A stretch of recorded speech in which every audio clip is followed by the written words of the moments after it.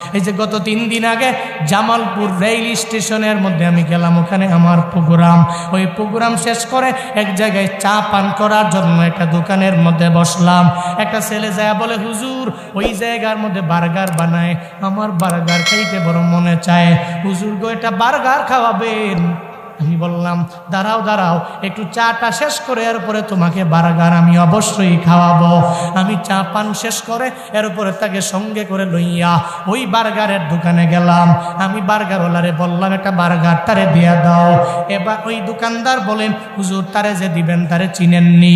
বলে, না না আমি চিনার দরকার নাই। বলে, তার পরিচয় জানেননি? বলে, পরিচয় জানারও দরকার নাই। বলে, এরপরেও একটু জিজ্ঞেস করেন না কেন সে আপনার কাছে এই রাতের বেলা বার্গার চাইল? আমি তার এক সাইডে নিয়ে যাইয়া একটা টেবিলের মধ্যে বসাইলাম। আমি তারে জিজ্ঞাসা করলাম, ছেলে রে, এই গভীর রাতে এত ছোট বয়সে কেন তুমি এই জায়গার মধ্যে পড়ে রইলা? তোমার কি মা নাই? তোমার কি বাবা নাই?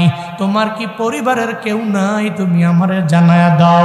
ওই ছোট বাচ্চাটা বলে, হুজুর এই জগতে আমার কেউ নাই, আমি এই জগতে আমার মারেও হারাইছি, আমার বাবাও নাই, আমার পরিবারের কেউ নাই, আমার বাড়ি নাই, আমার ঘর নাই, এই জায়গায় বড় হইতেছি, এই জন্য পেটের ক্ষুধার যন্ত্রণায় আপনার দরবারে একটা খানা চাইলাম, যাতে করে পেটের ক্ষুধার যন্ত্রণাটা নিবারণ হয়ে যায়, এরপরে আমি এক পাশে যায় ঘুমায়া যাব। হুজুর ও বান্দারা, ওই এতিম জানে যার মা বাবা দুনিয়া থেকে বিদায় নিয়ে চলে গেল।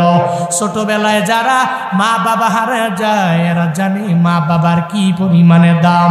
একটা 70 বছরের মুরব্বীর দিকে তাকায়া দেখ, ওই মুরব্বীও যদি 70 বছরের পরে ওনার মাকে হারায়া ফেল, দেখবেন চায়ের দোকানে যাওয়ার পরে কারোর সাথে কথা কয় না, চোখের পানি ফালায় ফালায় কান্না করে। মুরব্বী রে কেন তুমি কান্না করো? মুরব্বী দেখবেন চোখের পানি ফালায় বলে, রে আমার বুড়ো একটা মা ছিল, ওই মাটা দুনিয়া থেকে আমার বিদায় নিয়ে চলে গেল। আমার বাবাই ছিল আমার বাবা দুনিয়া থেকে বিদায় নিল।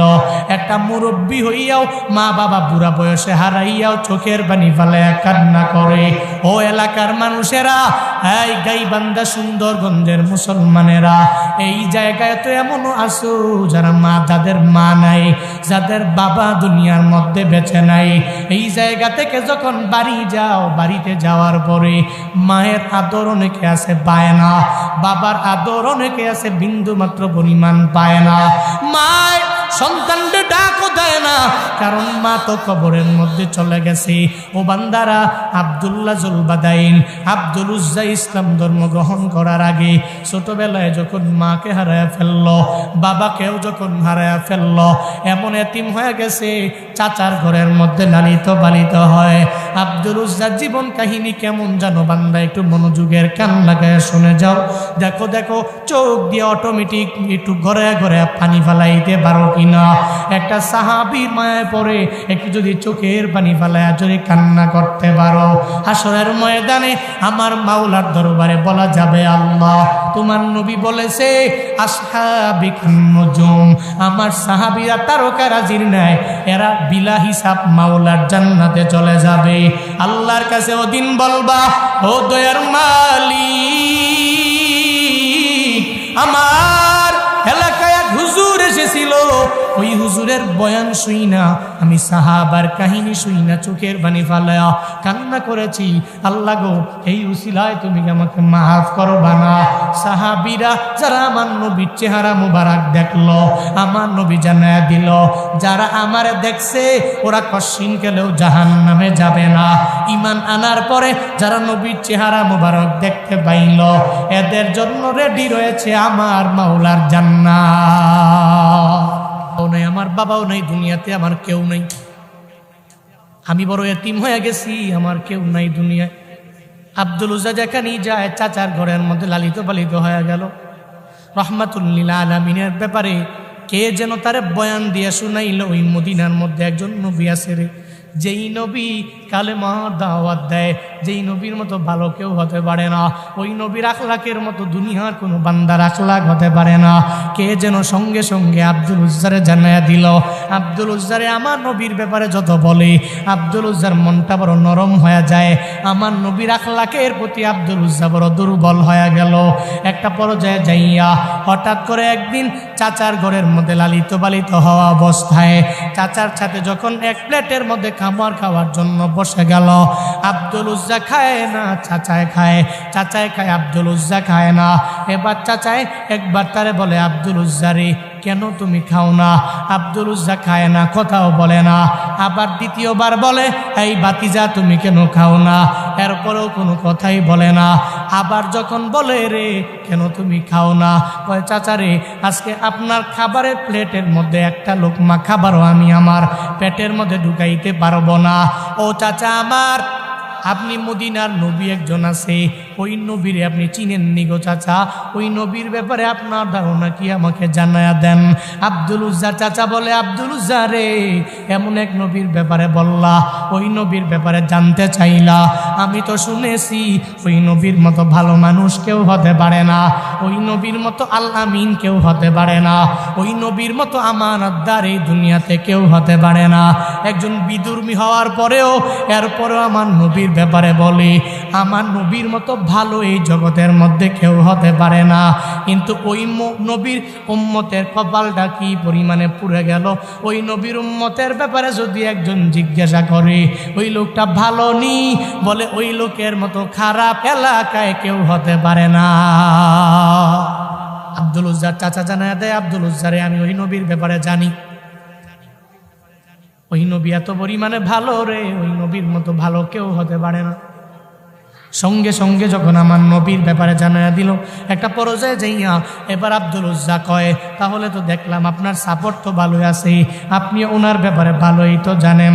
আব্দুল উজ্জা জানাইয়া দেয়, সঙ্গে সঙ্গে বলে, চাচা রে, তাহলে ওই নবী একটা কালিমার দাওয়াত দেয়, আমাদের ধর্ম ভালো না, ওই নবীর ধর্মটা ভালো, চলেন না চাচা আমরা দুইজনে মিল্লা কালেমা পরে মুসলমান হয়ে যাই।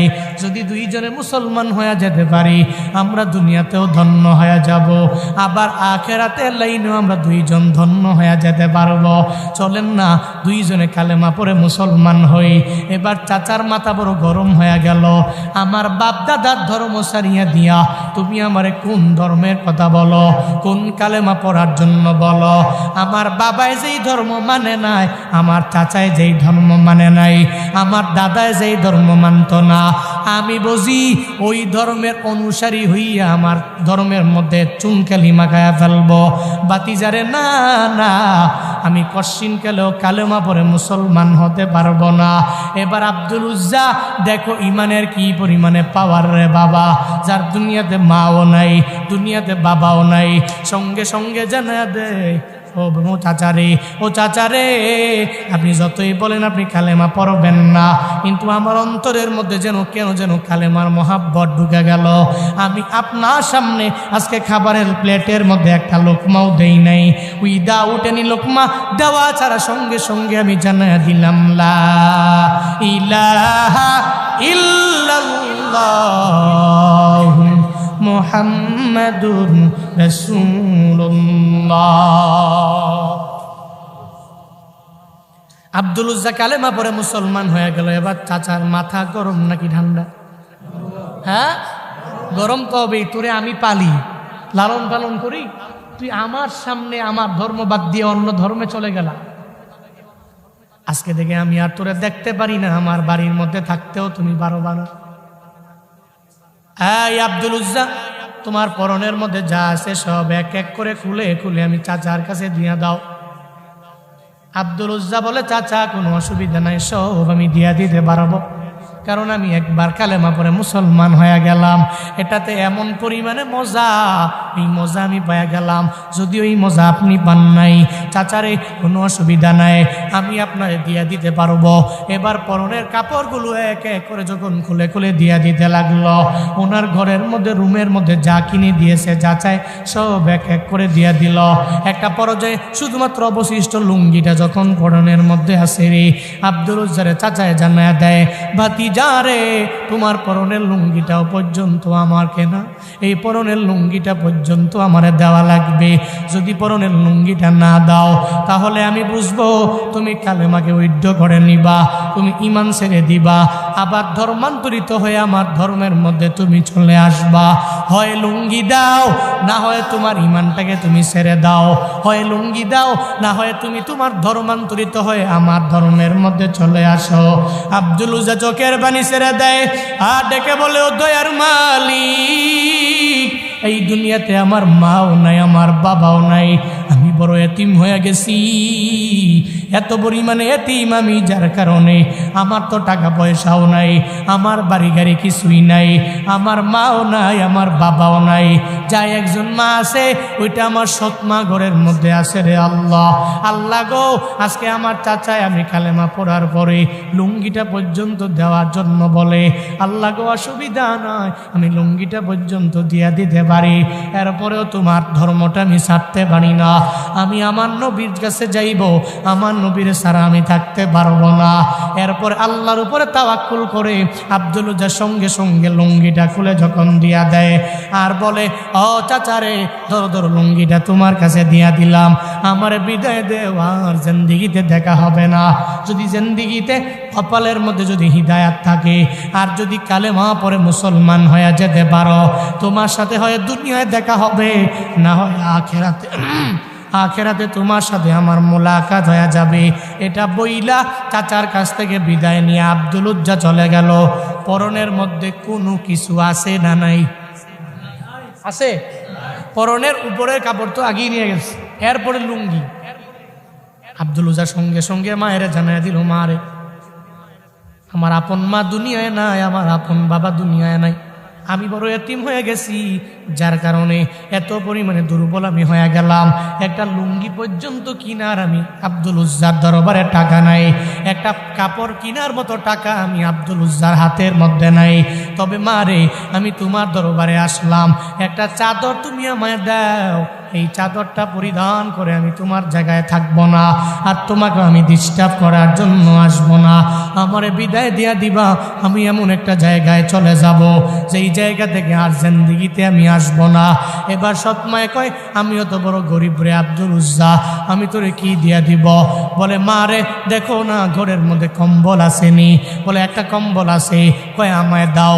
এরপরে ওই কম্বল থেকে দুইটা টুকরা করার পরে আব্দুল উজ্জা আগে লজ্জাস্থানটাকে ঢাইকা, এরপরে উপরে নিজের বড়িটাকে ঢাইকা বলে, মা রে, আমারে বিদায় দাও, এই দুনিয়ায় দেখা হবে না, আমার মদিনাওয়ালা নবীর দরবারে আমি চলে যাব, আমারে বিদায় দিয়া দাও, আমি আমার নবীর দরবারে যাব।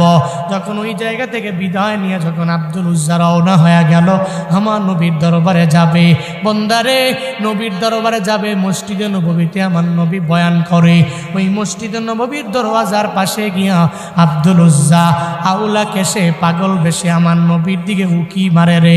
নবী কয়, কে রে? ও সাহাবায়ে কেরামেরা, কে যেন মসজিদে নববীর দরওয়াজা দিয়া একটু উকি মারছে রে, ডাকো ডাকো, আমি নবীর দরবারে ডাকো, আমি নবী তার সাথে কথা বলবো। কেন সে উকি মারল? সাহাবায়ে কেরাম যাইয়া আব্দুল উজ্জারে আমার নবীর সামনে দাঁড় করে দেয়। নবী আমার ডেকে বলে, এই নওজোয়ান যুবক, তুমি কি?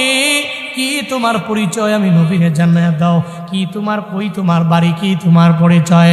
আব্দুল উজ্জা কয়, নবী গো, আমার মা নাই, আমার বাবা নাই, আমি দুনিয়াতে বড় এতিম, আমি এত পরিমাণে এতিম গো নবী, আমার দুনিয়াতে যাওয়ার মতো কোনো জায়গা নাই।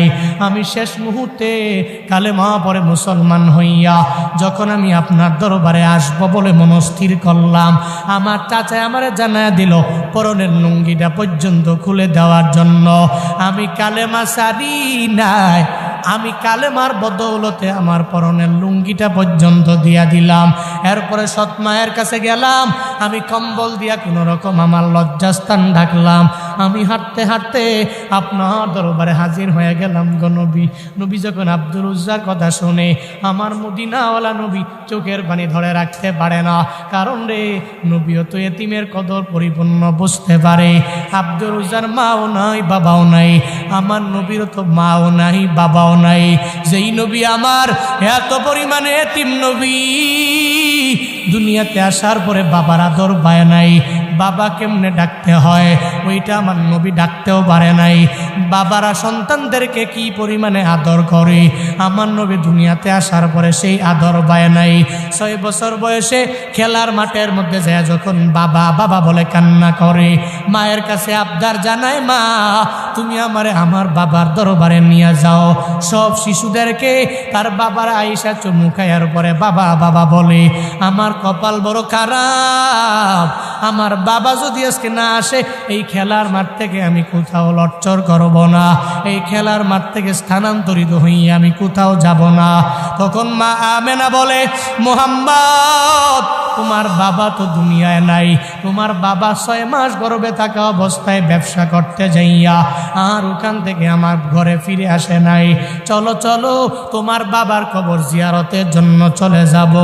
আমার নবী উম্মে আয়মানকে সঙ্গে করে লইয়া যে ওই বাবার কবর জিয়ারত করার জন্য আমার নবী চলে গেল।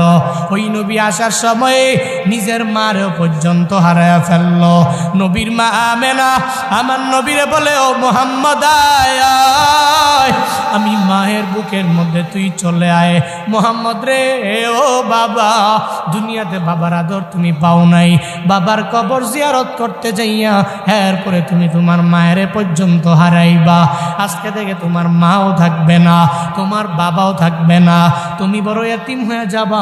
তবে কান্না করবা না, আমি মা আল্লাহর দরবারে দোয়া করে দিতে পারি, আল্লাহ পাক যাতে করে তোমার সম্মান বাড়াইয়া দেয় গে আহমদ, আল্লাহ পাক যাতে করে তোমার মানটাকে আর অনেক পরিমাণে বাড়াইয়া দেয়। নবী বাবারে দেখতে গেছে, বাবার খবর জিয়ারত করার জন্য যায়, আসার সময় মাও নাই বাবাও নাই, দুইজন রে হারায়া ফেলল। ও গাইবান্ধার মুসলমানেরা, ও যুবক, ওই নবী তো এতিমের কদর কেমনে বুঝবে না রে বাবা? আমার নবী এতিমের কদর ভালোভাবেই তো বুঝতে পারে। নবী এতিমদের কদর বুঝা সঙ্গে সঙ্গে জানা দেয়, আব্দুল উজ্জা রে, ছোটবেলায় মারে হারাইলা, তুমি তোমার বাবারেও হারাইলা, কোনো চিন্তা করিও না, মা বাবার হারাইছো কোনো অসুবিধা নাই, তোমার প্রটোকল দেওয়ার মতো কেউ নাই, আমি নবী আসি, আজকে থেকে তোমার ভরণ পোষণের দায়িত্ব আমি নবী নিয়ে নিলাম, তোমার খাবার দাবারের দায়িত্ব আমি নবী নিয়ে নিলাম। এতদিন পর্যন্ত তোমার নাম আব্দুল উজ্জা থাকতে পারে, তুমি উজ্জার গোলাম হয়ে থাকতে পারো, আজকে থেকে তুমি আব্দুল উজ্জা না, আজকে থেকে আমি নবী জানিয়ে দিলাম তোমার নাম হবে আব্দুল্লাহ যুলবাদাইন। ওয়াদাইয়ান ইলাল্লাহি বিইذনিহি ওয়া সিরাজাম মুনীরা।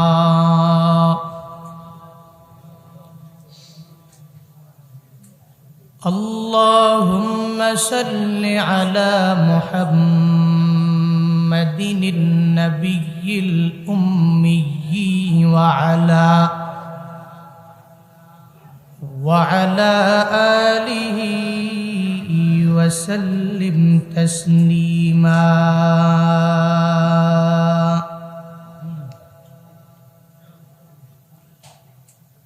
وبعد فأعوذ بالله من الشيطان الرجيم.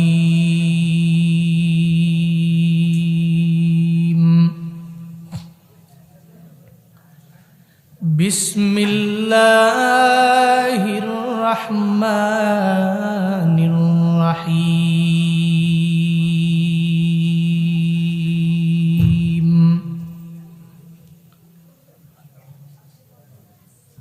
والعصر إن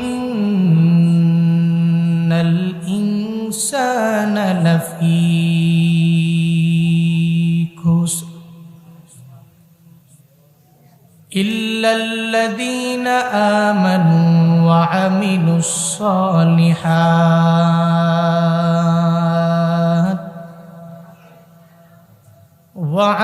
الصالحات وتواصوا بالحق وتواصوا بالصبر. وقال النبي صلى الله عليه وآله وسلم: الدنيا سجن المؤمن وجنة الكافر،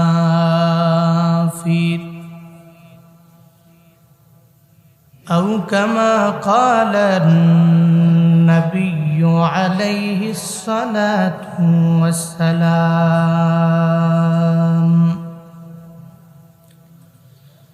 صدق الله مولانا العظيم وصدق رسوله النبي الكريم،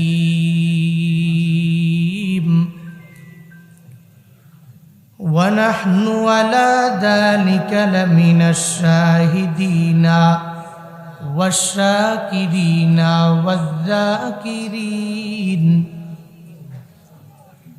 والحمد لله رب العالمين.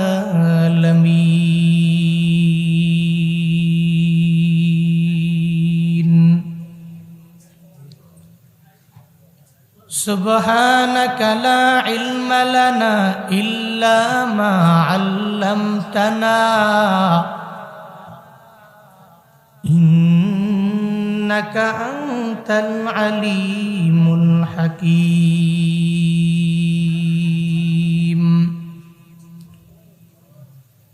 رب اشرح لي صدري ويسر لي أمري واحلل عقدة من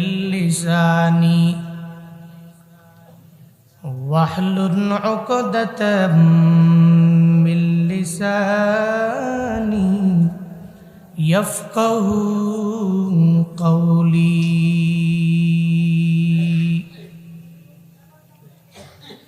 ربي زدني علما، ربي زدني علما.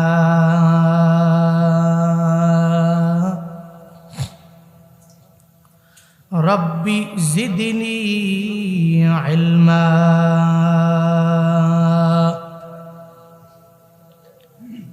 ربي يسر ولا تعسر وتمم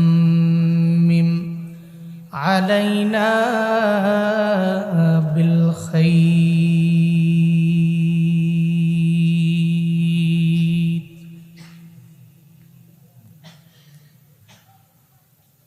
कौनाइन का मुख्तार खुदा तुमको बनाया, कौनाइन का मुख्तार खुदा तुमको बनाया, उम्मत की नगाहबान खुदा तुमको बनाया, उम्मत की नगाहबान खुदा तुमको बनाया।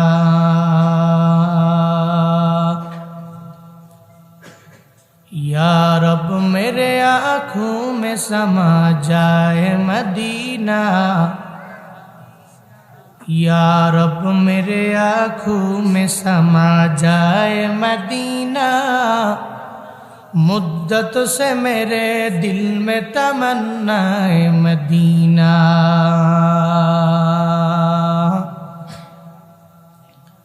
मुद्दत से मेरे दिल में तमन्नाए मदीना।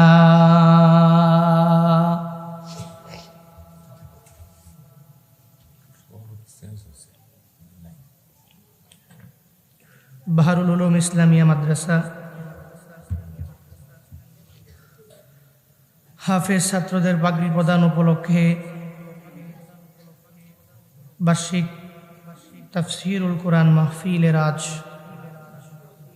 24শে অক্টোবর 2024 মুতাবাররাক এই মজলিসে আমার পূর্বেই কোরআন এবং হাদিস থেকে দিক নির্দেশনামূলক বাণী আপনাদেরকে শুনিয়েছেন আলহাজ আব্দুল মজিদ মন্ডল দারুল আরকাম মাদ্রাসায়ের সম্মানিত পরিচালক হযরত মাওলানা হারুনুর রশিদ সিদ্দিকী সাহিব দামাত বারাকাতুহুম। আজকের মাহফিলে কথা বলেছেন মুফতি মাওলানা মারুফ বিল্লাহ বিপ্লবী সাহিব দামাত বারাকাতুহুম।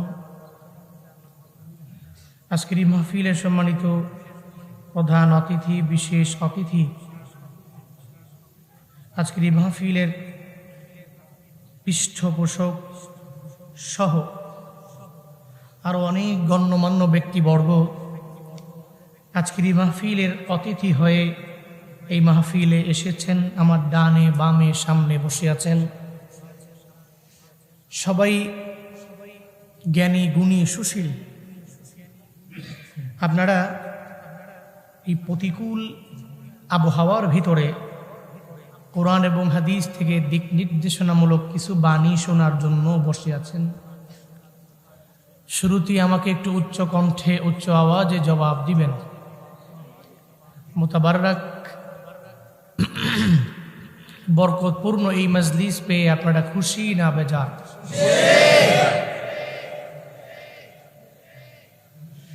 ইনডোরের সাউন্ড এমনিতেই বেশি হয়, থাক আর বললাম না, জোরে বলুন। আউটডোরে যে সাউন্ডটা অল্প শোনা যায়, ইনডোরে এটা অনেক বেশি শোনা যায়। আজকের এই মাহফিলে আসতে পেরে বসতে পেরে খুশি না বেজার? কি একটু একটু খুশি না বেশি খুশি? আজকের এই মাহফিলের আয়োজন যারা করেছেন, আল্লাহ প্রত্যেককে দুনিয়া আখিরাত উভয় জগতে কল্যাণকামীদের অন্তর্ভুক্ত বানায় দেন। সকলেই পড়িয়া আমিন।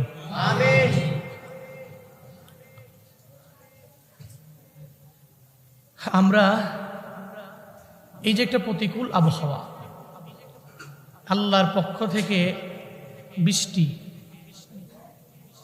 আজ থেকে 5-6 দিন 7 দিন আগে মাহফিল কমিটি কোনোভাবেই জানতো না যে আজকেরই দিনে বৃষ্টি হবে। যদি 1 মাস আগে থেকেই জানতে পারতো তাহলে আমারে ফোন দিয়া বলতো ডেট চেঞ্জ করতে হবে। আমরা কোনোভাবে জেনেছি যে ওই দিন বৃষ্টি হতে পারে। পৃথিবীর কোনো ব্যক্তি জানে না কোন দিন বৃষ্টি হবে, কোথায় কোথায় বৃষ্টি হবে, কোন সময়ে বৃষ্টি হবে থামবে, কেউ জানে? আবহাওয়া অধিদপ্তর কিছু বলতে পারে সম্ভবত, বাদবাকি এই সব কিছুর ব্যাপারে একমাত্র একজন জানেন, তিনি কে? আল্লাহ। আল্লাহ যখন আদেশ করেন তখনই সব হয়। এই জন্য এই বিশ্বাস প্রত্যেকটা মুমিনের থাকতে হবে। কারণ মাখলুক কিছুই করতে পারে না আল্লাহ ছাড়া, আল্লাহই সব কিছু করতে পারে মাখলুক ছাড়া।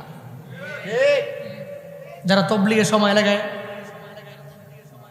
তবলিগের প্রত্যেকটা সাথী এই বাক্যটাকে অন্তরের মধ্যে গেঁথে নেয়।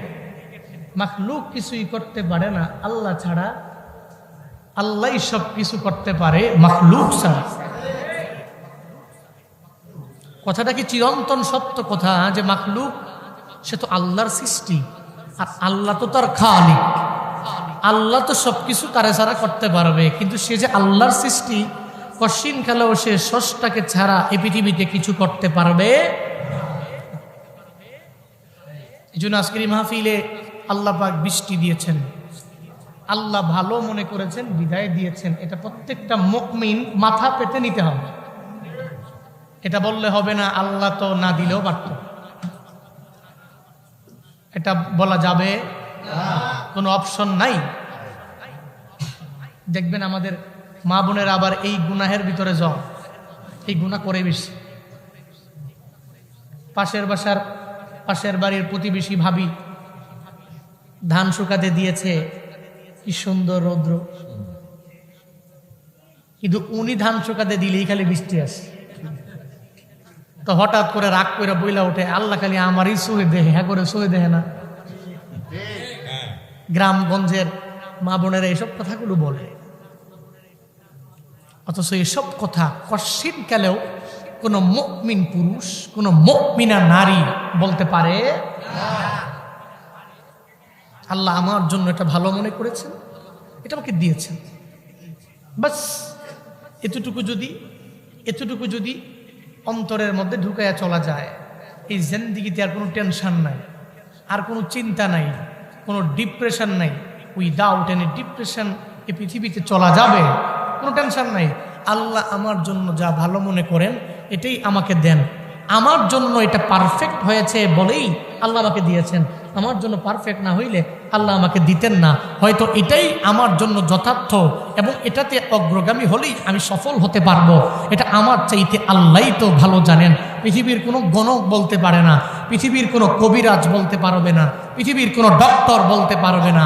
আল্লাহ চাইলেই সম্ভব। এটা প্রত্যেকটা মুমিনের চলার পথে থেকেও।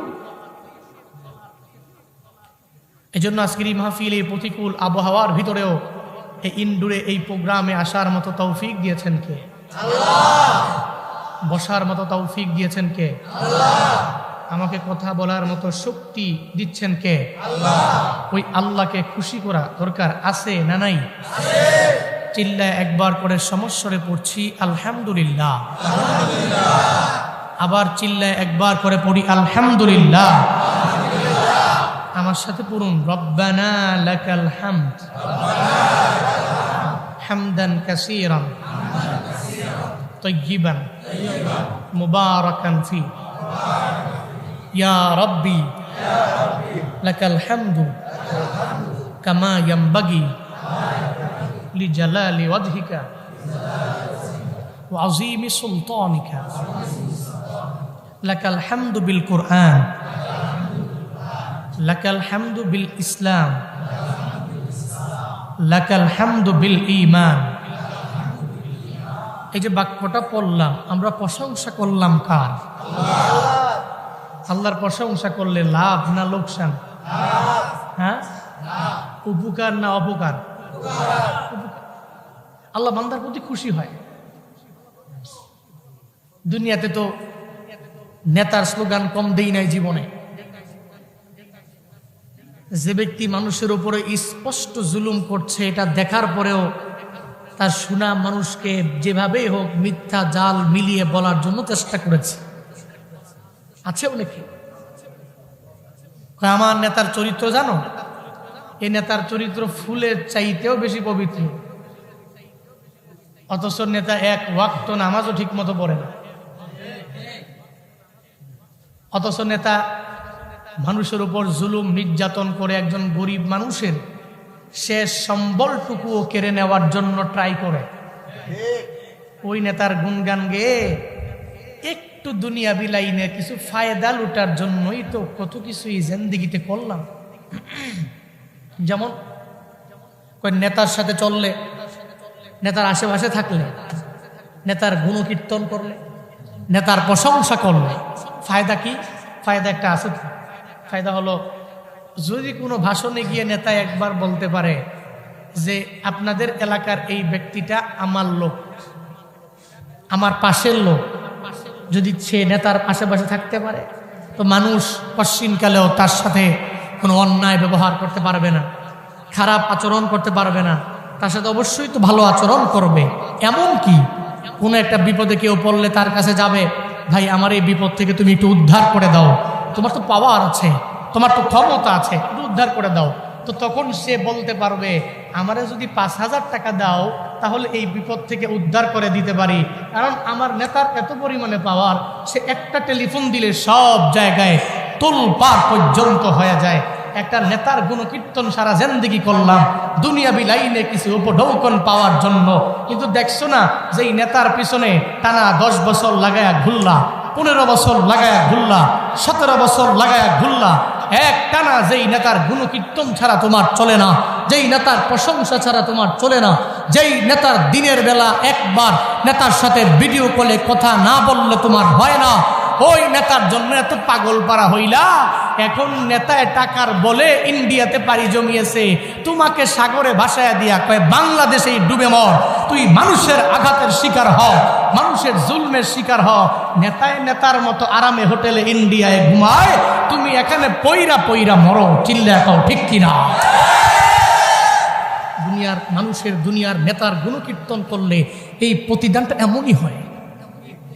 কিন্তু আমার আল্লাহকে যদি বন্ধু বানাও, আমার আল্লাহকে যদি বন্ধু বানাও, রবের গুণকীর্তন যদি করো, তোমার বিপদে আমার মাওলা তোমাকে ছেড়ে যাবে না। আল্লাহ তো বলছে ফাসকুরুনি আযকুরকুম, তুমি আমাকে স্মরণ করো, আমি তোমাকে স্মরণ করো। সুবহানাল্লাহ পড়বেন না? আল্লাহ কি সুন্দর করে বলে, তুমি আমাকে স্মরণ করো, আমি তোমাকে স্মরণ করব। এই জন্য আল্লাহকে স্মরণ করতে হবে বেশি, আল্লাহর গুণকীর্তন হবে বেশি, আল্লাহ পাকের প্রশংসা করা লাগবে বেশি, রবের শুকরগুজার বান্দা বেশি বেশি হওয়া লাগবে। পারবো তো ইনশাআল্লাহ? আল্লাহ আমাদের সব ভাইকে সে তৌফিক দান করেন, সকলেই পড়িয়া আমিন। তাহলে আল্লাহকে বন্ধু বানাবো তো ইনশাআল্লাহ? আল্লাহকে বন্ধু বানাইলে লাভ না লস? বলেন না, লাভ না লস? বিপদে পড়লে নেতা যাইতে পারে, আল্লাহ যাইতে পারে? আল্লাহ ছেড়ে যায়? তোমার মতো প্রিয় বন্ধু যার হৃদয়ে রয়, আল্লাহর মতো প্রিয় বন্ধু যার হৃদয়ে রয়, তার কি আর থাকতে পারে, তার কি আর থাকতে পারে দুঃখ কষ্ট ভয়। তোমার মতো প্রিয় বন্ধু যার হৃদয়ে রয়, রবের মতো প্রিয় বন্ধু যার হৃদয়ে রয়। ঠিক কিনা? শিশুকালে মায়ের দুধে বাঁচাও ক্ষুধা প্রাণ, মায়ের স্নেহে বেড়ে উঠি তোমার অবদান। বন্ধু হয় ভালোবাসা, বন্ধু হয় ভালোবাসা, ছড়াও জগৎ ময়। তোমার মতো প্রিয় বন্ধু যার হৃদয়ে রয়, আল্লাহর মতো প্রিয় বন্ধু যার হৃদয়ে রয়, তার কি আর থাকতে পারে, তার কি আর থাকতে পারে দুঃখ চিন্তা ভয়। তোমার মতো প্রিয় বন্ধু যার হৃদয়ে রয়, আল্লাহর মতো প্রিয় বন্ধু যার হৃদয়ে রয়। ঠিক কিনা? আল্লাহর মতো প্রিয় বন্ধু যদি আমার থাকে, কোনো চিন্তা আছে? কোনো ভয় আছে? কোনো দুঃখ আছে? কোনো কষ্ট আছে? আলা ইন্না আউলিয়া আল্লাহ লা খাউফুন আলাইহিম ওয়ালা হুম ইয়াহজানুন। আল্লাহ পাক বলছেন, জেনে নাও, ইন্না আউলিয়া আল্লাহ, নিশ্চয়ই আল্লাহর বন্ধু যারা, যারা রবকে বন্ধু বানাতে পারে, আল্লাহ পাকে এত পরিমাণে কাছের হতে পারে, চিন্তা নাই এদের। লা খাউফুন আলাইহিম, তাদের কোনো ভয় নাই, ওয়ালা হুম ইয়াহজানুন, এদের বিন্দু মাত্র পরিমাণ কোনো চিন্তা নাই। এরা দুনিয়ার মানুষকে ভয় করে না, আখিরাতে জাহান্নামকে ডরায় না। কেন জানেন? বন্ধুকে বলেন না, বন্ধুকে। আল্লাহ যদি বন্ধু হয়, দুনিয়ার কোনো মানুষকে ভয় করে লাভ আছে? কথা বলেন না কেন, লাভ আছে? আবু বকর আল্লাহকে ডরাইছে? আল্লাহকে আবু বকর ভয় পায় নাই, মানুষকে ভয় করেছে। আবু জাহালকে, উতবাকে, সাহেবা মুগিরাকে, ওমরে ফারুক আজম, এই পৃথিবীর কোনো শক্তিধর ওই সময় ছিল না তার সাথে টক্কর মারবে। কি পরিমাণে পাওয়ারফুল ছিল যিনি, আল্লাহকে ভয় করেছে, দুনিয়ার কোনো মানুষকে ভয় করে নাই।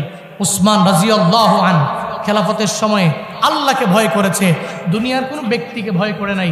হযরতে আলী রাদিয়াল্লাহু আনহু আল্লাহকে ভয় করেছে, দুনিয়ার কোনো ব্যক্তিকে ভয় করে নাই। ঠিক তদ্রূপভাবে বর্তমান সময়েও যদি বলি, রংপুর পীরগঞ্জের শহীদ আবু সাঈদ, আল্লাহ পাক তার কবরকে জান্নাতুল ফিরদাউসের আলা মাকাম বানায়া দেয়।